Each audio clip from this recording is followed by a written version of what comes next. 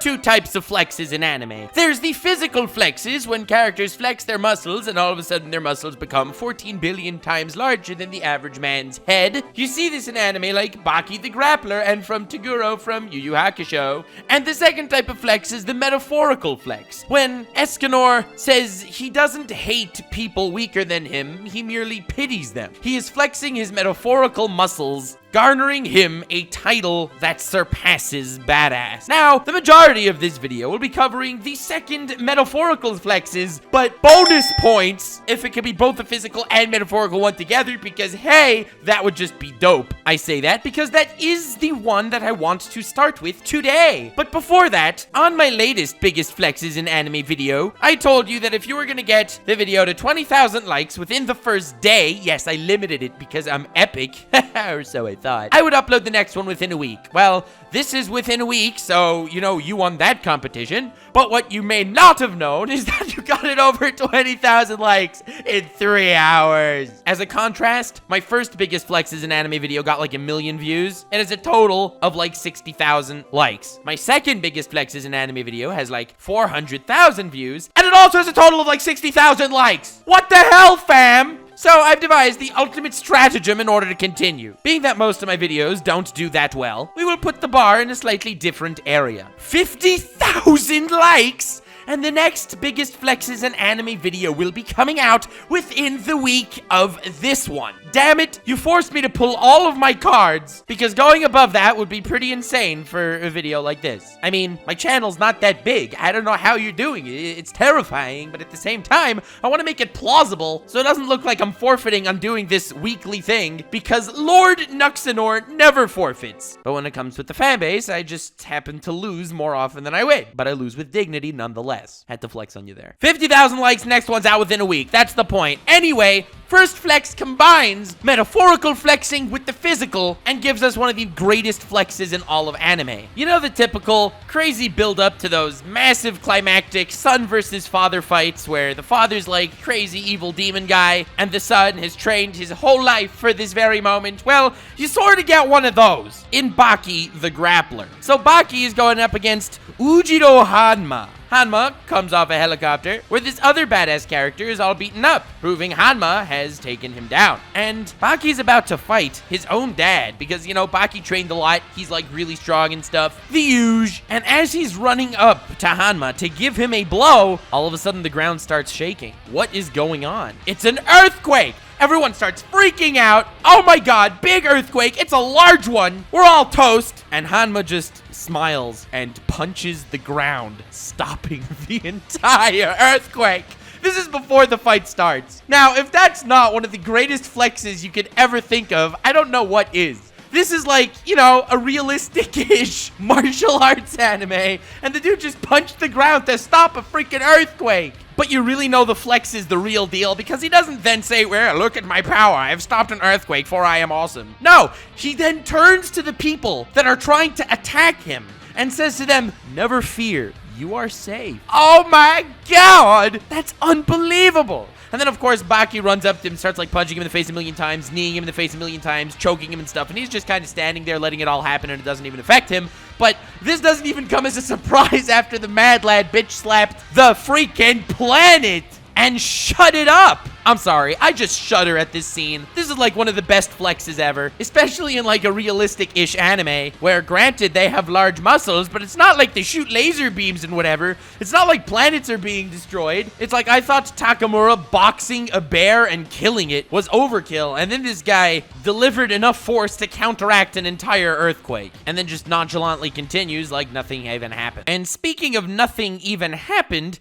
that brings me perfectly into my next flex I wanted to talk about. And aside from the fact that this is one of my favorite flexes, it's also one of my favorite moments in all of anime. In the Thriller Bark arc, which honestly, low-key, not my favorite arc in One Piece, we got the best scene in all of One Piece. And that would be after fighting Gecko Moria, one of the 7 warlords of of the sea. Granted, the lamest warlord of the sea, but that's irrelevant. And warlords are like crazy strong, at least at that point. Now we're fighting like emperors and shiz. After that whole massive battle, when everyone in the crew was dead tired and injured all over, a second warlord shows up. Bartholomew Kuma. Now, none of this is major spoilers if you have yet to watch One Piece, but telling you about this scene may very well get you to watch One Piece. Kuma's devil fruit, the paw fruit, has the ability to push stuff. Now, push is a very vague term, and yes, the powers are very freaking vague. He can either push people very far distances, blast them away, freaking Lucario force palm people, I don't know, he can do all that shiz, but also, for some reason,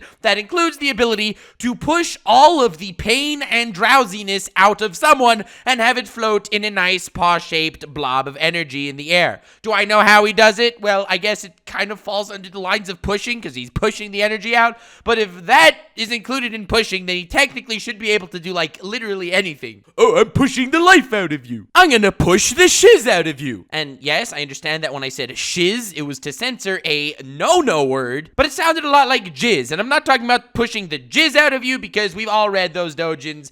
Kuma pushes a lot of jizz. Not the point. The point is he pushes all of the pain and damage that the crew has amassed during their massive fight with Gecko Moria, a zombie freaking army, and this massive giant dude that was pummeling them for like dozens of episodes. Kuma pushes all that pain and drowsiness out into a massive floating bubble because Zoro says, "Do not kill my captain. I am first mate and this is my responsibility to bear. Kill me instead." And Kuma, being a fair man with a very cool Bible that he holds, which shows that, hey, he's not actually a bad guy, I guess. I think that was the point. Then again, Father Mozgus in Berserk had a Bible, and I saw his torture room. Not cool shiz. Shiz, not jizz. Don't get that one confused. That would have been terrible. And Kuma says to Zoro, if you can take all of the pain that Luffy has endured throughout all of this fight in one shot, then you have the right to take Luffy's place as the one I am going to kill. Now, at this point, Zoro is the only one with the willpower and resilience to still be awake. The entire rest of the crew is unconscious and completely at the mercy of Bartholomew Kuma. A very interesting character that we still do not understand, even hundreds of chapters later to this day. First, he flicks a teeny little bubble of that big pain glob at Zoro so Zoro can know what he's getting into, and Zoro starts writhing from that pain. You see it like many little explosions going on inside of his body,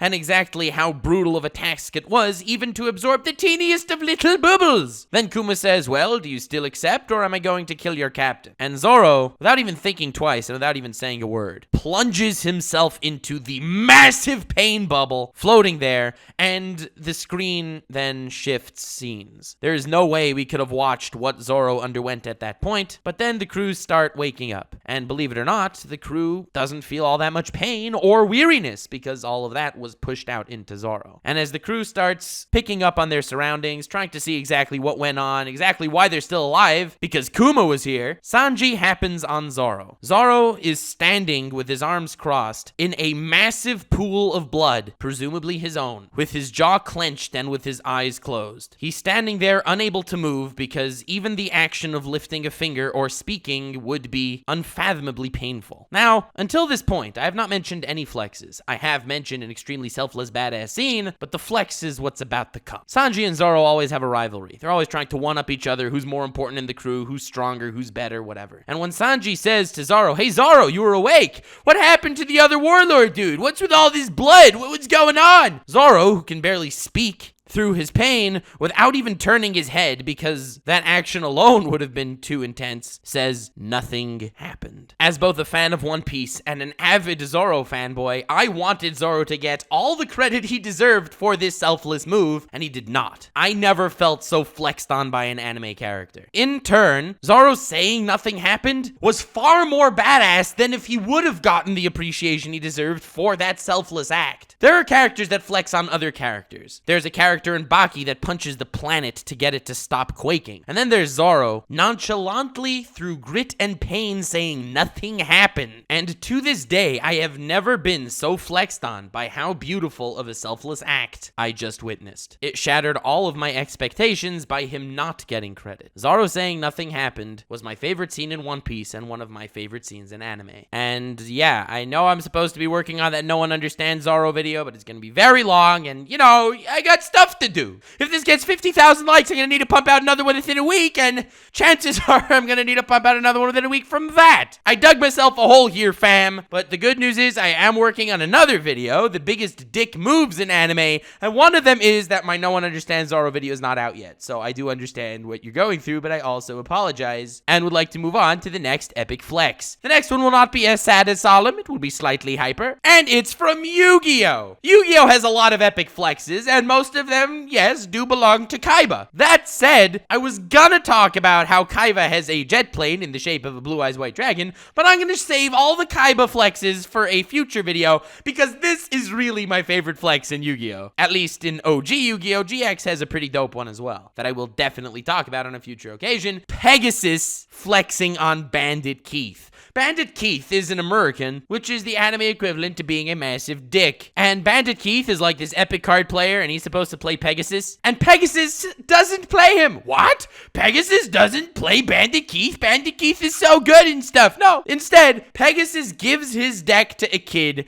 and writes down a note for the kid, and the kid will play Bandit Keith in his place. First of all, immediately, this is a dick move. I'm not going to talk about it in my dick moves in anime video because I'm talking about it here. But in general, Bandit Keith is in a lose-lose situation. If he beats the kid, well, he didn't beat Pegasus, he beat a stupid kid. And if he loses to the kid, oh my god, Bandit Keith is such a loser, he lost to a kid. I hate when that happens. It's like saying, I'll play you in whatever, but I won't try. That way, if you lose, well, I wasn't trying. And if you win, damn, boy, you lost when I wasn't even trying. When you're playing an opponent, even if you're way better, freaking try. No, this handicap BS just makes the other guy feel even worse. Anyway, I get ahead of myself. Pegasus writes all the notes of everything that this kid is gonna have to do in the duel against Bandit Keith. Now, Bandit Keith doesn't know that Pegasus has a Millennium Eye that can see the future and shiz, which, I mean, some people would consider cheating, but, you know, whatever. And this note predicts exactly what Bandit Keith is going to do and exactly what cards the kid is gonna have, and this no-name filler kid who we never saw before and will never see again completely annihilates Bandit Keith based on the note that Pegasus wrote. This is the ultimate flex. Pegasus doesn't even need to incorporate Bandit Keith's new cool out-of-the-box strategies to defeat him in this card game. He can write a note, and on this basic note, any freaking kid can kick Keith's butt.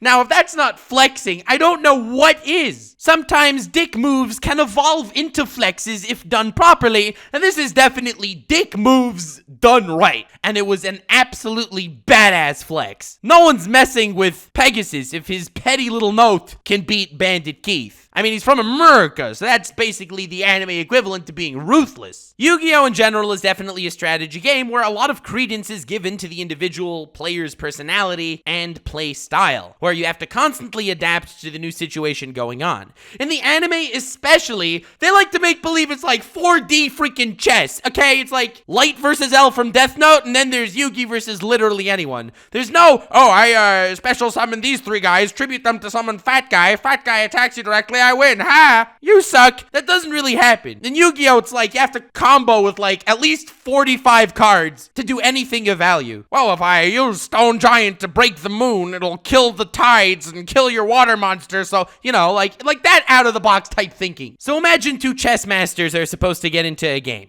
and one of the chess masters scoffs at the other one being from America, by the way, and he writes a note to a random kid who knows nothing of chess, and following the instructions on that note, the kid wipes the floor with the other chess grandmaster. That is the flex that we were witnessing here, whether you noticed it or not, ladies and gentlemen. Maximilian Pegasus. I mean, either it was a flex or he's just little boy. But I'm gonna stick with the former. The next flex is from an anime woman that can kick your ass, immediately making her an awesome waifu. She's also kinda tsundere, and also a bit, let's just say, imaginative to certain degrees, Aoi from Beelzebub. Now, this is an anime that not enough people have seen, and while I myself have seen bits and pieces, I never actually finished it, and I will have to do so after reviewing a lot of the Aoi scenes because they were all phenomenal. For those of you who do not know, Beelzebub is about this dude who all of a sudden has to take care of Demon God Baby. Don't ask questions. It's anime and it's great, okay? Just live with it. Aoi is a woman that thinks the best way to dress is definitely to keep her shirt open and have mummy wrap bandages around her breasts, because she obviously learned from Fairy Tail, and that is the strongest and most durable armor. The scene I want to talk about most is when they get into fight with other students, and of course, obviously the other students have swords. I mean, duh.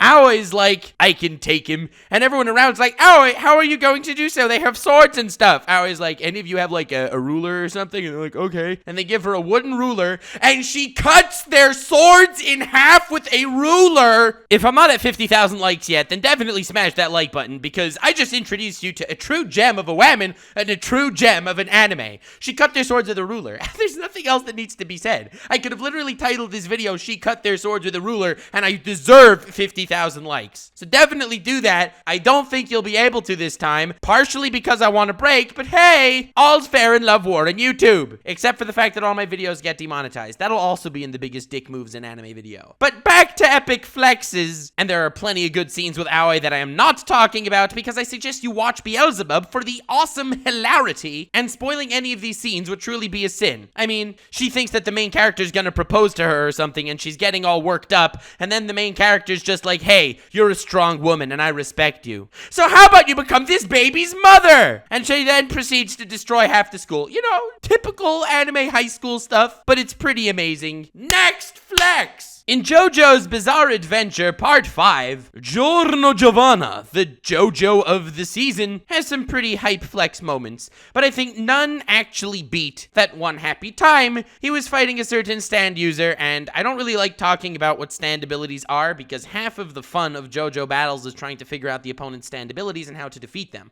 But once everything was figured out, and once JoJo had his opponent essentially beaten with freaking wounds everywhere, the dude was not going anywhere, and the dude essentially only needed like one punch and he would have been like very dead. Giorno was very pissed at him for, you know, the rather heinous actions he's taken, you know, melting half of Rome and shiz like that. Stuff I personally don't endorse on this channel. This is a non-genocide channel where I am putting my foot down saying that murder is bad, and I would even go as far as to say other things that will make you really look up to me as a person, like racism is bad also. I'm glad I got this out of the way, clearing up all misconceptions here. But then, in order for Giorno to beat Cioccolata, the opponent that has nothing to do with chocolate, he punches him a lot. As we know, famous JoJo meme and reference everywhere, whenever a JoJo punches, they yell freaking something. Jotaro yells "Oro, oro, oro" every time that his stand punches. Josuke yells his own version, and of course, Giorno's is Muda, which holds far more thematic weight than any of the others for spoilery reasons, because if you haven't watched JoJo's,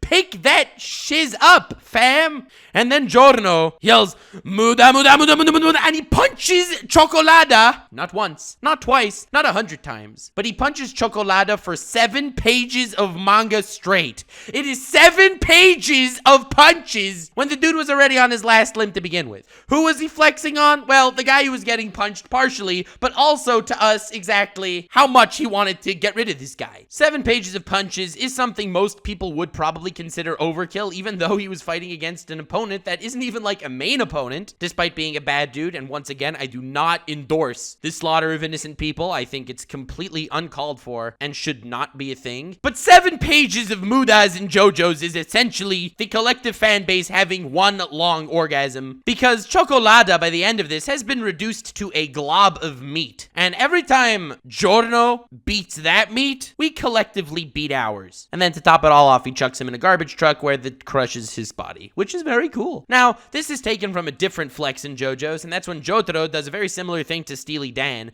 He has a much bigger reason to hate Steely Dan, and therefore I will be talking about it in a future flex video maybe. But 7 pages of Mudas is just absolutely brilliant. And what really makes JoJo so cool, if you try to praise this anime, or any form of media really, and recommend it to someone, you want to praise like great character writing, amazing plots, crazy plot twists, you know, all that cool shiz. And in JoJo's it's like, oh my god, the main character literally punched his opponent for 7 pages straight. Not exactly what would be a jump for joy moment in most anime, but in JoJo's Bizarre Adventure, where the vibe is king and everything else is second, it was phenomenal. The next flex I wanted to talk about was Moomin Rider's flex from One Punch Man, because while most people ride bikes to get from point A to point B, and they use it as a mode of transportation while they're sitting, Moomin Rider doesn't even need to, but he can stand while cycling. That is something that I don't think anyone else has ever been able to do successfully, and Moomin Rider's attack stand-up cycling is literally the embodiment of who he is.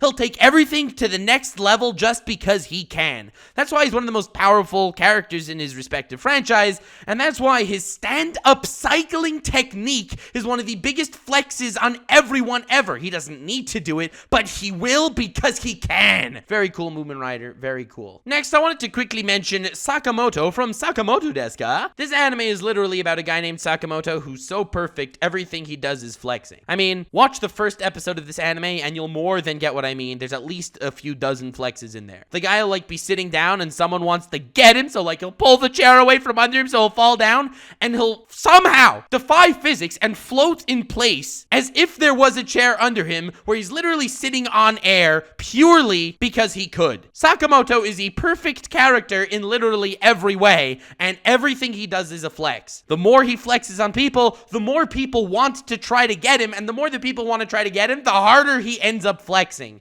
That is literally the plot of Sakamoto desu ka, so I'm sorry, I just had to mention it here. Now, this is going to be the final flex of the video, and I saved it for last because, well, let's just say it's a flex that goes wrong. And it's from my boy, the sin of pride, Lord Vegeta. It's freaking Vegeta. This bastard likes flexing as much as he can, even though he usually fails, because he's never the guy to take down the final boss. Even in the Battle of Gods movie, they had to go out of their way to give the final W to Goku, when finally Vegeta, who by the way was humiliating himself dancing to save the planet, couldn't get the final blow because it had to be Goku. I'm gonna talk about a certain flex from this boy and talk about why it was so hilarious. Vegeta comes out of the hyperbolic time chamber. He's all powered up. He's about to fight Cell. I think y'all already know where I'm going. My boy actually managed to reach Super Saiyan 2, something never seen before, and it's pretty epic. He walks up to Cell. He's way stronger than Cell and says to Cell, "Cell, hey, I can destroy you right now, and it would definitely save the universe. But instead, to show my power, I want you to go absorb as many of these other guys you want so you could be perfect and reach your pinnacle of strength, so then I can slap you and it will be way better." Now that is an epic flex. I mean, let's not kid ourselves.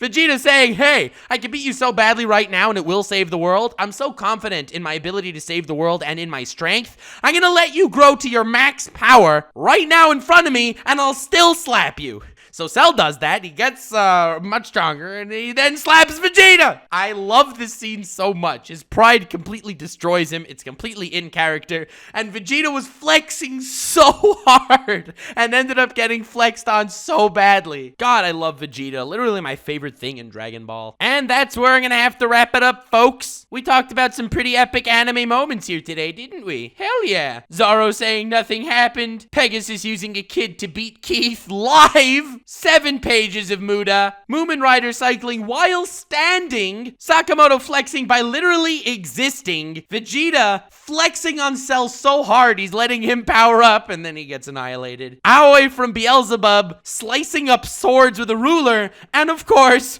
Ujiro Hanma from Baki bitch slapping the planet to get it to stop earthquaking. This best flexes in anime series is like legit one of my favorite things to work on. I look forward to recording one of these every week. So don't disappoint, fan base. Get it to 50K. Let's see what you got. 50K likes, huh? Or are you gonna lose this time? Unfortunately, your win record is kind of 2-0 at this point. But shut up! One of these days, you will probably be defeated, and then everyone will feel bad about life. So smash that like button, and definitely subscribe if you're interested in the biggest flexes in anime part 4! I have so many more good ones in store, you have no idea. Let me know in the comments some of your favorite biggest flexes in anime, because when I eventually run out, which will be in quite a while, you should see my notes on my phone. Literally all day, I'm like walking down the street, doing my own thing, something. Let's make believe I go outside. It'll make this a lot more realistic. And then all of a sudden I think of, oh my God, Bandit Keith lost to a kid on live TV because Pegasus is a mad lad dick. I'm telling you, anime flexes have taken over my mind. It's a bit scary, but it's also pretty dope. Links in the description to my Twitter. Feel free to follow me there.